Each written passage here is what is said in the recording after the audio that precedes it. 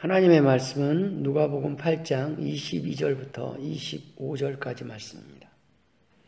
하루는 제자들과 함께 배에 오르사 그들에게 이르시되 호수 저편으로 건너가자 하시매 이에 떠나 행선할 때 예수께서 잠이 드셨더니 마침 광풍이 호수로 내리치매 배에 물이 가득하게 되어 위태한지라.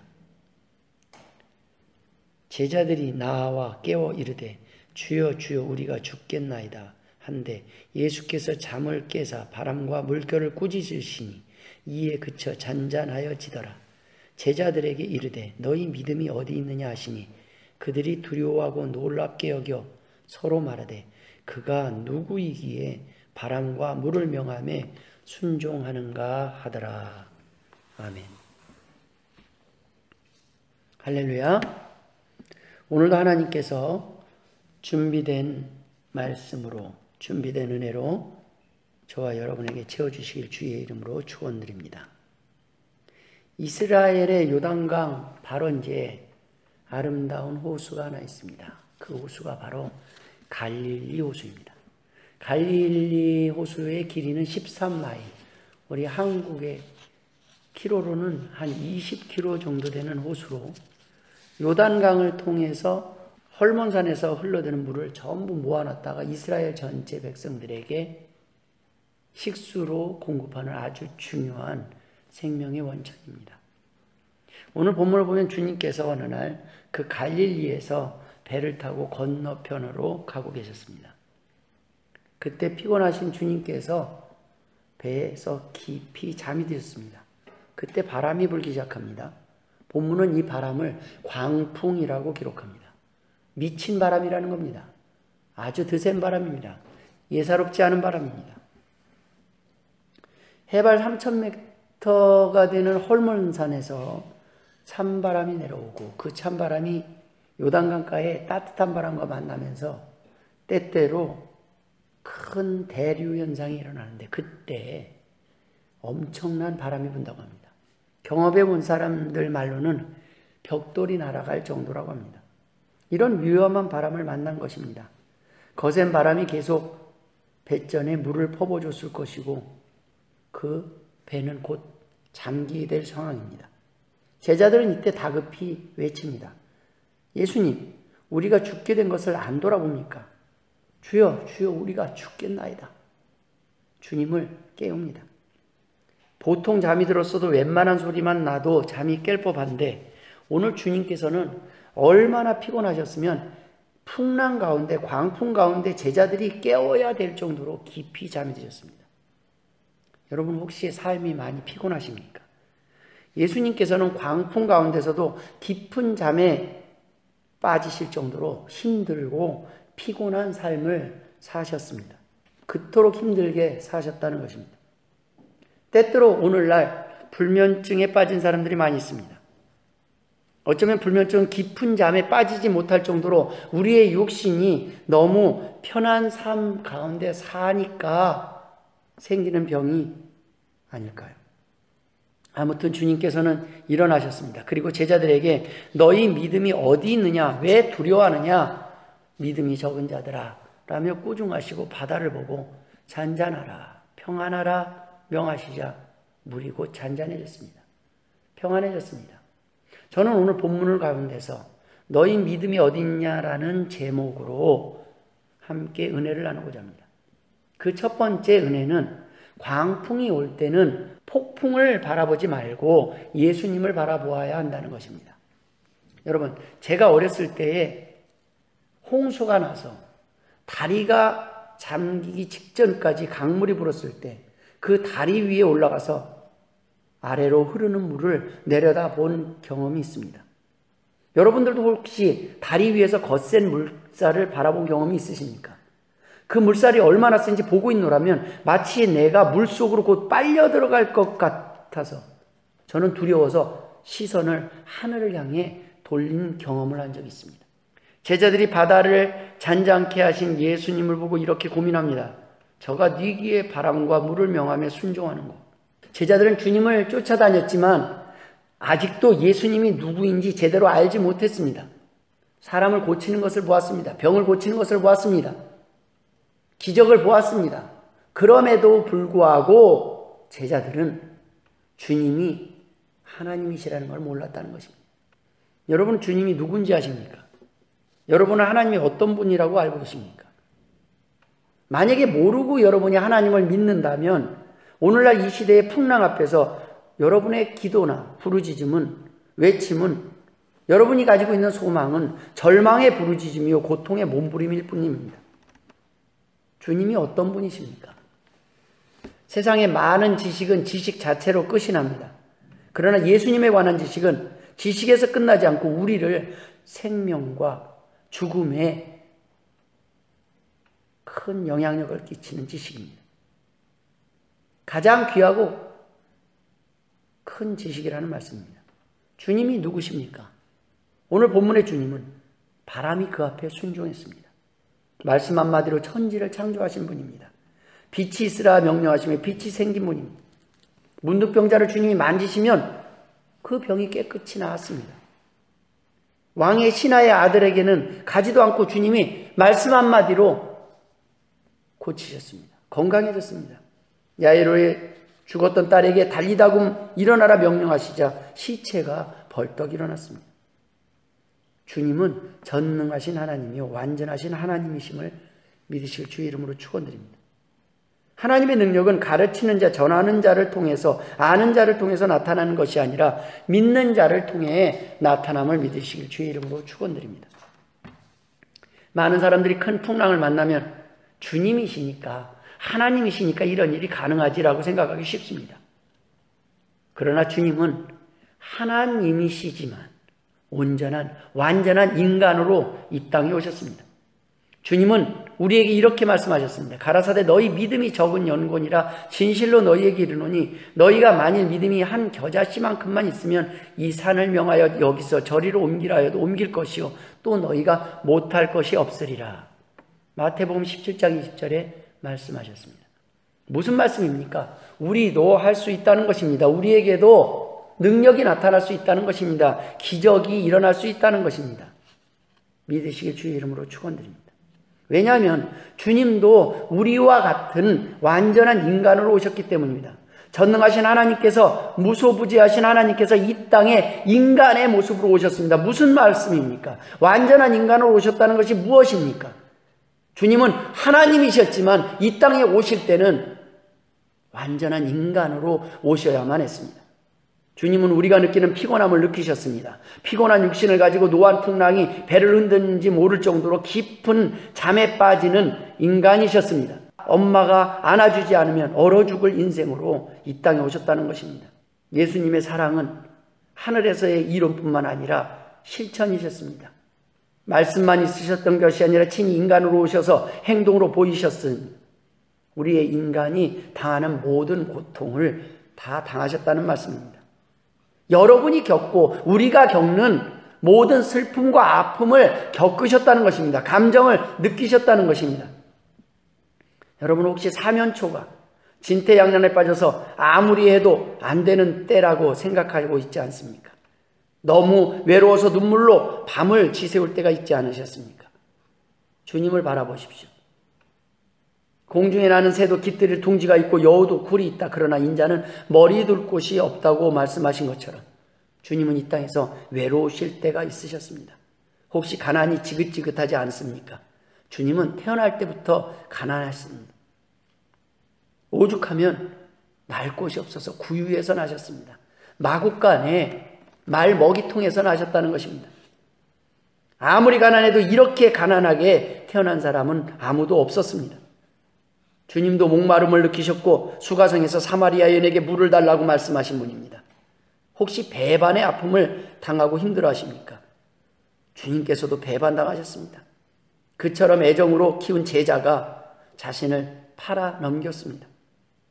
여러분 어떤 문제로 고민하며 기도 중이십니까? 주님도 고민하셨습니다. 얼마나 그 고민이 큰 고민이었는지 엎드려 기도하다 이마에 땀방울이 변해서 핏방울이 될 정도로 기도하셨습니다. 마태복음 26장 38절에 내 마음이 심히 고민하여 죽게 되었으니 너희는 여기 머물러 나와 함께 깨어있으라 라고 기록하고 있습니다. 내가 고민하여 심히 죽게 되었다고 말했습니다. 예수님도 고민하셨다는 것입니다. 예수님은 우리가 고민했던 그 고민보다 더 깊은 고민의 자리에 계셨습니다. 여러분 절망해 보셨습니까? 주님은 십자가 위에서 하나님이여 하나님이여 어찌하여 나를 버리셨나이까요? 이 절망의 장소에 예수님이 계셨습니다. 여러분 사랑하는 사람과 이별했기 때문에 힘들어 하셨습니까? 우리 주님께서는 십자가에 매달린 그 고통 속에서 그 고통보다 더 큰 고통으로 아픔으로 울고 있는 사랑하는 어머니 마리아를 바라보며 요한에게 어머니를 부탁합니다. 사랑하는 어머니와의 이별하는 장면 속에 자신이 십자가에 매달려 있는 것을 바라보는 그 어머니의 눈물을 볼 수밖에 없었던 분이 주님이셨습니다. 힘드십니까? 우리 주님은 모든 생애에 우리가 당했던 모든 고통, 우리가 만난 그 이상의 그 아픔들을 다 느끼시고 그 풍랑 가운데 함께 계셨던 분이 주님이십니다. 우리보다 더 힘든 세상 속에 시기에 사셨던 분입니다. 오늘날 같이 편한 세상에 사신 분이 아닙니다. 완전한 사람으로 오셨습니다. 완전하신 하나님께서 완전한 사람으로 오셔서 이 땅에서 우리가 당하는 모든 슬픔, 아픔, 고통, 고민, 배반, 환난을 다 겪으신 분이 예수님이시라는 말씀입니다. 완전한 인간이신 주님께서 모든 것을 겪으신 주님께서 나도 겪어보았다, 나도 그 아픔을 안다 라고 말씀하고 계시는 것입니다. 나도 힘들어, 나도 아프다, 나도 슬프다, 나도 괴로웠다. 여러분 힘드십니까? 주님을 바라보십시오. 주님께서 여러분의 고통을 아신다는 말씀입니다. 그 주님께서 여러분을 도우실 것이라는 말씀입니다.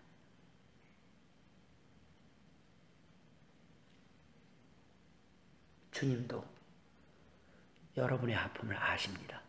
믿으시길 주의 이름으로 축원드립니다. 두 번째 은혜는 풍랑도 사랑이라는 말씀입니다.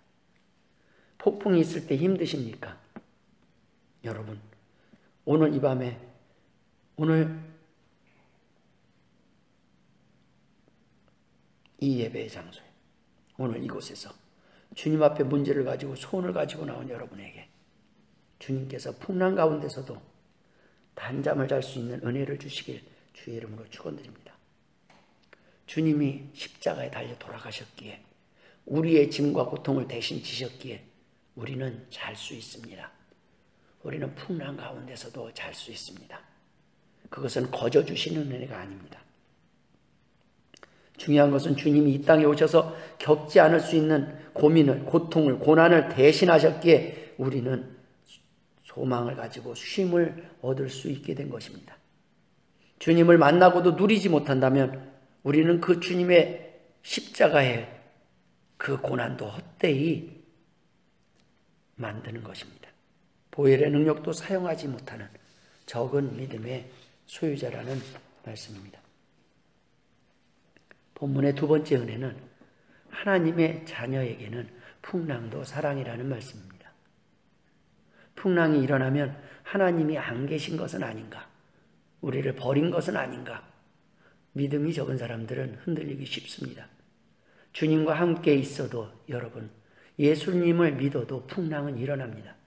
어려움이 있습니다. 시험이 있습니다. 아픔이 있습니다. 예수 그리스도를 개인의 구세주로 주님으로 영접한 후에 임마누엘의 주님이 있는데도 주님만 바라보며 사는데도 우리의 인생 가운데 풍랑이 있다는 말씀입니다. 인생은 누구에게나 질병의 고통, 인간관계의 아픔, 영적인 침체가 있습니다. 살아있기 때문에 있는 것입니다. 예수를 믿으면 만사형통하고 무병하고 무엇이든지 다 잘 된다고 믿는 사람들이 있습니다. 그렇지 않습니다. 예수 믿어도 고통이 있습니다. 어려움이 있습니다.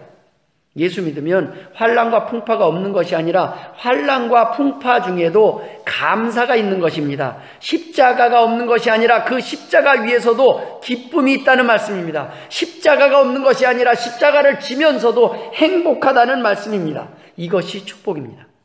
이런 복을 소유한 사람은 환경이 바뀌어도 복이 줄어들지 않습니다. 예수를 믿어도 풍랑은 계속될 것입니다. 점점 더 큰 고난이 올지도 모릅니다. 더 큰 십자가를 져야 될지도 모릅니다. 하나님께서는 하나님의 자녀의 미래가 연약한 인생으로 끝나기를 원치 않으십니다. 빌립보서 1장 29절에 우리에게 은혜를 주신 것은 다만 그를 믿을 뿐 아니라 또한 그를 위하여 고난도 받게 하심이라고 말씀하셨습니다. 또 누구든지 하나님의 나라에 들어가려거든 많은 환난을 겪어야 하리라. 너희가 세상에서 환난을 당하나 담대하라. 내가 세상을 이겼노라. 요한복음 16장 33절에 선언하셨습니다. 베드로 사도는 이렇게 고백합니다. 그러므로 너희가 이제 여러 가지 시험을 인하여 잠깐 근심하게 되지 않을 수 없으나 도리어 크게 기뻐함은 너희 믿음이 불로 연단하여도 없어질 금같이 귀하여 그리스도에 나타나실 때 칭찬과 영광과 존귀함을 얻게 하려 함이라. 베드로전서 1장 6절로 7절의 말씀입니다. 그 고통을 통해서 풍랑을 통해서도 존귀함을 얻게 해주신다고 말씀하고 계십니다. 여러분, 풍랑도 사랑입니다. 그 풍랑을 우리에게 주신 목적은 칭찬과 영광과 존귀함을 얻게 하시기 위해서 주신다는 말씀입니다. 불같은 시험 많으나 겁내지 맙시다. 이 수고 인연하여서 더 빨리 갑니다. 이 수고 인연하여서 우리는 더 빨리 갑니다. 이 수고 인연하여서 더 빨리 갑니다. 앞선 믿음의 선배들의 고백입니다. 신앙의 고백입니다. 우리는 이러한 환난을 계속 당합니다. 계속 당할 것입니다. 예수 믿으면 환난이 없어질 것이라고 기대하지 마십시오. 이 땅에서 진정한 평안은 주님 앞에 가는 것 외에는 없는 것 같습니다. 혹 질병으로 고통받고 계십니까? 병만 나으면 더 열심히 기도할 것 같고 문제만 해결되면 더 열심히 봉사할 것 같습니다. 그러나 여러분, 스스로 속이지 마십시오. 하나가 해결되면 또 다른 하나를 바랄 것입니다. 하나의 문제가 해결되면 또 다른 욕심을 가지는 것이 인간이라는 말씀입니다. 하나님은 만홀히 여김을 받지 않는 분입니다. 솔직히 풍랑이 없으면 여러분이 더 기도하시겠습니까? 더 기도하는 자리, 예배하는 자리, 봉사하는 자리에 나올 것 같습니까? 아니, 나오지 않는 사람이 더 많이 있습니다. 대부분의 사람들이 문제가 있을 때, 아플 때, 힘들 때, 부도가 났을 때 하나님의 앞에 나온 사람이 더 많이 있다는 말씀입니다. 주님을 만난 많은 사람들이 편할 때 주님을 만난 사람들보다 힘들고 고통스러울 때 주님 앞에 나오게 된 사람이 더 많이 있습니다. 주님에게 더 가까이 있을 때가 언제였습니까? 더 주님을 찾고 저 주님 앞에 무릎을 꿇고 더 말씀을 보았을 때가 언제였습니까? 바다 가운데 풍랑 한가운데 있을 때가 아니었습니까? 하나님의 자녀에게는 고난도 은혜요 축복임을 믿으시길 주님의 이름으로 축원드립니다. 풍랑도 사랑입니다. 풍랑을 통해 우리를 사용하시기 위함입니다. 우리를 칭찬하시기 위함입니다. 풍랑이 없다면 우리의 믿음을 증명할 방법, 자랑할 방법이 없기 때문입니다. 세상 가운데 우리의 믿음의 능력을 드러내기 위해서입니다. 믿음이 없을 때는 두렵고 무서웠던 풍랑이 흔들렸던 마음들이 찬송가 가사의 고백처럼 주 안에 있는 나에게 이제는 그 두려움이 변하여 내 기도 되었습니다. 그 찬송가처럼 그 두려움이 변하여 내 기도 되었고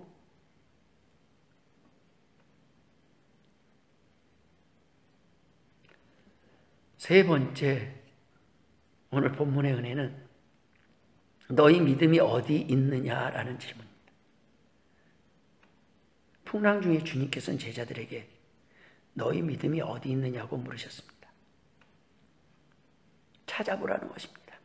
생각해보라는 것입니다. 너희 믿음이 어디 있느냐? 있기는 하냐? 있다면 얼마만한 믿음이냐? 너희 믿음이 왜 그렇게 적냐? 지금 힘드십니까? 지금 여러분의 믿음이 필요할 때입니다. 풍랑이 있으십니까? 지금이 바로 믿음이 필요할 때입니다.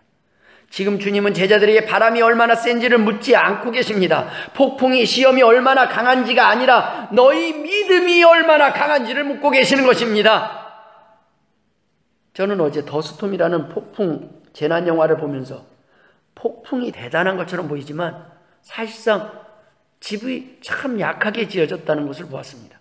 왜냐하면 많은 집들이 폭풍 안에 무너지고 부서졌지만 호텔은 잠길지언정 부서지지 않았습니다. 그곳이 피난처로 사용되고 있는 것을 보았습니다. 사탄이 강한 것이 아닙니다. 세상이 강한 것이 아닙니다. 우리의 믿음이 약한 것입니다. 폭풍랑으로 힘드십니까? 그 풍랑을 바라보지 마시고 여러분의 믿음을 점검하시길 바랍니다. 풍랑 속에서도 단잠을 자기 위해서는 평안할 때 기도해야 함을 믿으시길 바랍니다. 평안할 때 말씀을 듣는 것이, 하나님 앞에 나오는 것이 바로 그 풍랑을 위함이 아니겠습니까? 이 풍랑이 연하여서 더 빨리 갑니다. 이 찬송의 고백이 오늘 이 자리에 모이신 여러분의 고백이 되시길 주의 이름으로 축원합니다. 풍랑이 닥칠 때 하나님의 보호하심, 그 사랑하심을 믿을 수 없다면 그 믿음의 유익이 무엇이냐는 주님의 질문입니다. 힘들고 어려울 때 사용할 수 없는 믿음이라면 그 믿음의 진정한 가치가 어디 있냐는 말씀입니다. 맑은 날에 예수를 믿습니다. 그러나 바람 부는 날에 믿지 못하면 그 믿음이 무슨 의미가 있느냐는 말씀입니다. 성공할 때는 예수님을 믿다가 실패할 때 예수님을 원망하고 등을 돌린다면 그 믿음은 도대체 무슨 믿음이냐는 말씀입니다. 형통한 날에는 예수 믿고 고통의 날에 믿음이 사라지잖아요. 내 남편이 나에게 잘해주고 내 아내가 잘해주고 내 자녀들이 잘할 때는 하나님 앞에 감사하며 영광을 돌리다가 내 아내가 힘들게 하고 내 자녀가 힘들게 하고 성도들이 힘들게 할 때, 성도들이 힘들고 우리의 이웃들이 친구들이 힘들게 할 때 그 믿음이 사라진다면 그 믿음이 무슨 소용이 있겠냐는 말씀입니다. 해마다 연초에 뜨겁기 시작했던 그 열심이 후반으로 갈수록 시들시들해집니다. 처음에는 뜨거웠던 신앙이 처음 하나님을 만날 때는 내 모든 것을 다 드릴 것처럼 내 모든 것을 다 빼앗아가도 감사할 것처럼 했던 그 믿음들이 젊을 때는 그 뜨거웠던 신앙들이 나이가 들면 들수록 노년이 될수록 집사가 되고 권사가 될수록 장로가 될수록 목사가 될수록 더 뜨거워야 됨에도 불구하고 더 약해지는 것은 웬일입니까? 지금 우리의 믿음을 돌아봐야 합니다.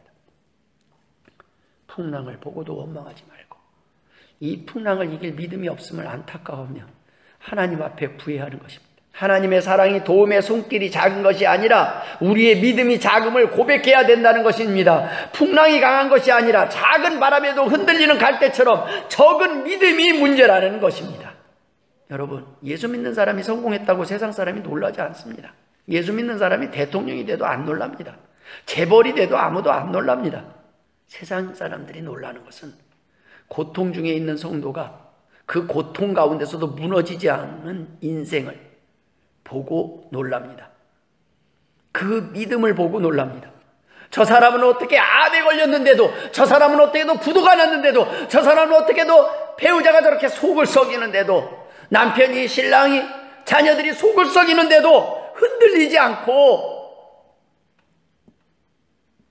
감사할 수 있는가? 그것을 보고 세상 사람들은 놀라는 것입니다. 똑같이 슬픔을 가져야 될 사람이 슬픔을 딛고 일어서서 주께서 주시는 그 기쁨으로 하나님을 찬양하는 것을 볼 때, 오뚜기처럼 다시 일어나는 것을 볼 때 사람들은 놀라는 것입니다. 혹시 중한 질병에 걸렸습니까? 사업에 실패하셨습니까? 주변에 실망한 일들을 겪으셨습니까? 지금 여러분의 믿음을 하나님께 드리고 세상 사람들에게 여러분의 믿음의 능력을 드러낼 때임을 믿으시길 바랍니다. 폭풍이 왔다는 것은 기뻐할 때입니다. 믿음을 드러내야 될 때입니다. 하나님, 나 이 정도로 성장했어요. 옛날 같으면 벌써 뒤집어졌고 옛날 같으면 벌써 난리를 쳤을 텐데 지금 이 폭풍 가운데 내 안에 평안이 있습니다. 지금 이 폭풍 가운데서도 내가 하나님 앞에 감사하고 있습니다. 세계에서 가장 큰 교회가 한국에 많이 있다고 세계는 놀라지 않습니다. 그러나 일제시대 때 그 고통의 옥중 가운데서도 하나님을 찬송하고 자기를 죽이는 사람들을 향해서 사랑을 보여준 그 믿음의 선배들을 보고는 충격을 받습니다. 자기의 아들을 죽인 사람을 향해 그 고통 중에서도 양자를 삼은 손장훈 목사님을 보고 사람들은 감동을 합니다. 뉴욕의 재활병원에 써진 글을 한국의 실로암 안과병원에 붙여놓은 글이 있습니다. 한 환자의 신앙 고백입니다. 큰 일을 이루기 위해 힘을 주십사 하나님께 기도했더니 겸손을 배우라고 연약함을 주셨습니다. 많은 일을 하려고 건강을 구했더니 보다 가치 있는 일을 하라고 병을 주셨습니다. 행복해지고 싶어서 부유함을 구했더니 지혜로워지라고 가난을 주셨습니다. 세상 사람들의 칭찬을 받고자 성공을 구했더니 뽐내지 말라고 실패를 주셨습니다. 풍요로운 삶을 누릴 수 있도록 모든 것을 달라고 기도했더니 모든 것 누릴 수 있는 삶 그 자체를 선물로 주셨습니다. 구한 것 하나도 주어지지 않은 줄 알았는데 내 소원 들어주셨습니다. 하나님의 뜻을 따르지 못한 삶이었지만 미처 표현하지 못한 기도까지 모두 들어주셨습니다. 나는 가장 많은 축복을 받은 사람입니다. 여러분의 실패 때, 여러분의 고통 때, 여러분의 좌절 때, 여러분이 억울할 때 여러분의 믿음은 어디 있습니까? 여러분의 믿음의 크기는 어떠합니까? 이스라엘 앞에 홍해가 가로막혀 있었습니다. 뒤에는 애굽의 대군이 몰려들었습니다. 사람들의 눈앞에 보이는 것은 죽음 자체였습니다. 절망이었습니다. 그것이 전부였습니다. 그때 믿음을 가진 모세가 너희는 두려워하지 말고 가만히 서서 여호와께서 오늘날 너희를 위하여 행하시는 구원을 보라. 너희가 오늘 본 애굽 사람을 또 다시는 영원히 보지 못하리라. 여러분을 두렵게 하는 그 두려움의 원인을 다시는 보지 못하게 될 것입니다. 담대하십시오. 그 깊은 고통이 있었기에 모세의 믿음은 영광의 하나님을 만날 수 있었습니다. 사자굴이 없는 다니엘이 어떻게 다니엘의 영광을 생각할 수 있겠습니까? 풀무불 속에서 두려워하지 않던 다니엘의 세 친구가 풀무불이 없었더라면 어떻게 하나님의 영광을 드러낼 수 있었겠습니까? 여러분의 믿음은 지금 어디 있습니까?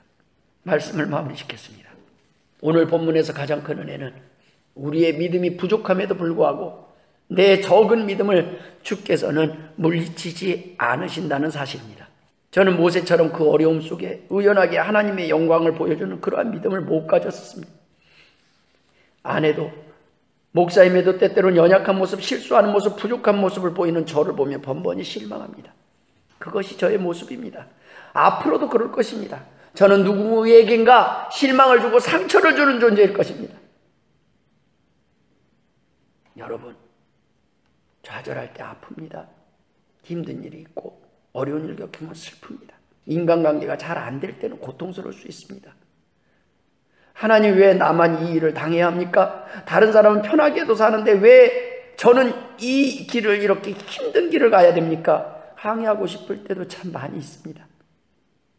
근데 여러분, 오늘 이 적은 믿음을 가진 제자들, 그 제자들을 바라보시면서 전능자이신 주님께서 배에 있는데도 불구하고 믿음 없이 우왕좌왕하는 주님을 바라보면서도 흔들리는 그 제자들을 주님은 외면하신 것이 아니라 꾸중을 하시지만 그들의 간구를 들어주셨습니다. 든든한 믿음을 가진 사람만 하나님께서 받아주신다면 우리는 절망할 수밖에 없습니다. 야, 넌 믿음이 그거밖에 없냐? 꾸중하시면서도 폭풍도 못 깨운 주님을 사랑하는 제자들의 탄원의 소리에 일어나셨습니다. 그 적은 믿음을 외면하지 않으시고 주님은 말씀하십니다. 고요하라, 잔잔하라. 그 말씀 앞에 광풍은 고요해졌습니다. 여러분, 믿음이 없는 것 같다고 도망가지 마십시오. 주님 앞으로 더 가까이 나오십시오.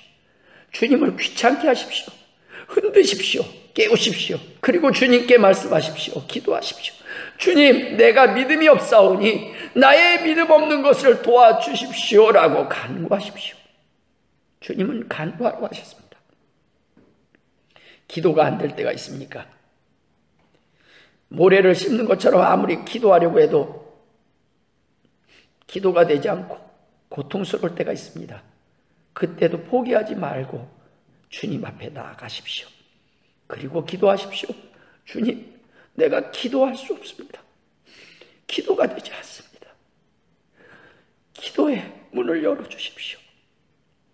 여러분, 풍랑 앞에서 도망가지 마십시오. 그리고 주님 앞에 나오십시오. 겸손하게 넘어지고 쓰러지고 또 쓰러졌다 할지라도 또 나오십시오. 우리의 신음마저도 들어주시는 그 자비로운 주님이 여러분을 기다리고 계십니다. 우리의 못남을, 나의 못남을, 나의 믿음의 크기를 누구보다도 잘 아시는 주님이십니다. 내 절망과 좌절의 깊이를 몸소 겪어보신 주님입니다. 배반의 아픔도, 육신의 고통도, 피곤함도 느끼신 주님입니다. 그 주님께서 오늘 말씀하십니다. 너는 내가 가진 그 고통, 아픔, 실패, 절망을 가지고 내게 나오기만 해라. 수고하고 무거운 짐진 자들아, 다 내게로 오라. 내가 내 기도에 귀를 기울이겠다. 내 힘든 것을 들어주겠다. 내 아픔을 아노라. 나도 아노라. 그리고 눈을 열어서 말씀을 봐라. 내가 너에게 한 말들을 새겨보아라. 내가 잔잔하라, 평안하라 말하지 않느냐. 주님께서는 우리가 당한 고통들을 당하셨기 때문에 우리에게 말씀하신 것입니다. 우리보다 더 힘든 십자가 고통을 당하셨기에 우리에게 고난을 지라고 말씀하신 것입니다. 주님은 고난을 피하셨던 분이 아닙니다. 주님은 우리보다 더 편하게 사셨던 분이 아닙니다. 그러기에 주님은 우리에게 당당하라고 말씀하고 계시는 것입니다. 시험을 이긴다는 것이 얼마나 힘들다는 것을 아셨기에 그 시험을 앞두고 그 십자가를 앞두고 고민하셨기에 겟세마네 동산에서 기도하신 주님이시기에 이 십자가를 내가 질 것인가 말 것인가를 고민하셨던 주님이기에 우리에게 말씀하시는 것입니다. 넘어졌을지라도 70번에 7번이라도 용서하시는 그 주님 앞에 몸을 맡기고 나가시길 바랍니다. 용서라고 하신 주님께서 어찌 받아주시지 않겠습니까? 어찌 용서하시지 않겠습니까? 어찌 돕지 않으시겠습니까?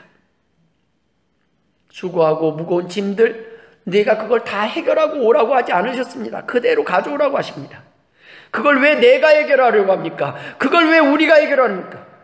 그냥 주님 앞에 가져오라고 했으면 가져오면 됩니다. 하나님, 나 힘들어요. 하나님, 나 연약해요. 하나님, 도와주세요. 주께서 갈릴리 호수에서 베푸셨던 이 기적이 우리의 인생 가운데서도 이루어질 것입니다.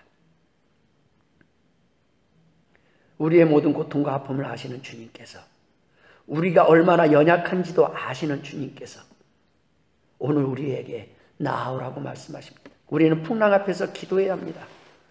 우리가 당하는 가장 큰 풍랑, 우리의 인생에 있어서 아무리 노력해도 해결 안 되는 그런 아픔과 고통을 주님 앞에 가지고 나오면 됩니다. 그리고 주님 앞에 뻔뻔하게 또 구하면 됩니다.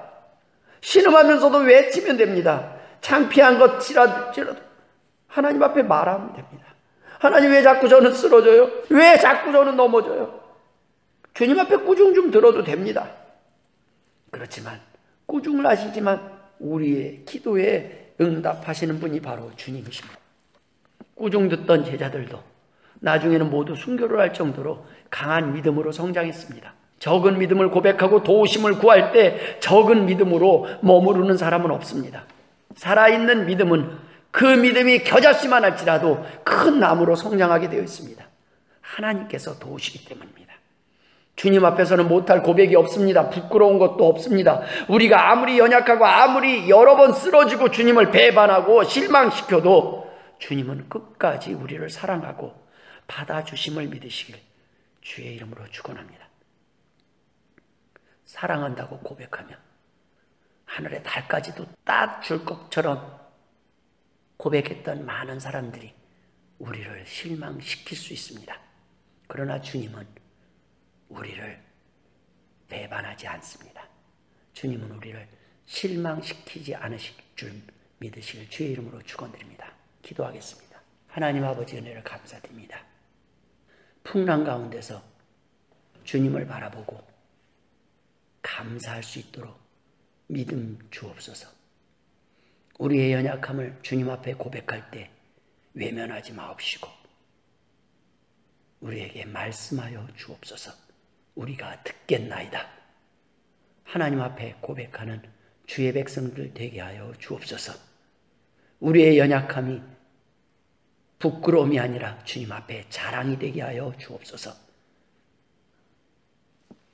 이제는 우리 구주 예수 그리스도의 은혜와 아버지 하나님의 극진하신 사랑하심과 성령님의 감화감동 역사 충만하심이 오늘도 주님 앞에 나와서 풍랑 앞에서 연약함을 고백하며 주의 도우심을 구하는 백성들에게 이제로부터 영원토록 함께 있을지어다. 아멘.